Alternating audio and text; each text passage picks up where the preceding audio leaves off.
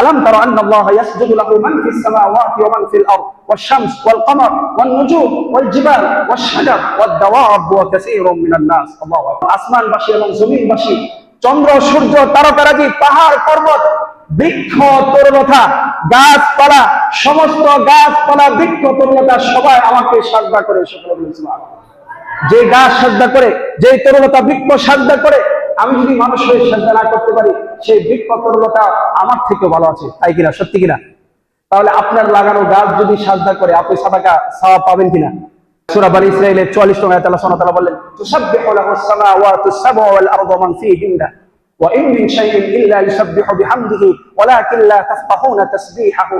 সাত আসমান এবং জমিন এবং এর ভিতরে যা কিছু রয়েছে সবই আমি আল্লাহ সুবহানাহু ওয়া তাআলা প্রশংসা করে মহিমা ঘোষণা করে বৃক্ষ তরুলতা থেকে শুরু করে সমস্ত কিছুই আল্লাহ সুবহানাহু ওয়া তাআলা প্রশংসা করে। তাহলে আমার আপনার হাতের মাধ্যমে যে গাছটা আমি লাগাবো আপনি লাগাবেন সেই গাছটা যদি আল্লাহ সুবহানাহু ওয়া তাআলা প্রশংসা করে গুণগান গায় তার একটা সওয়াব আমি পাবো কিনা?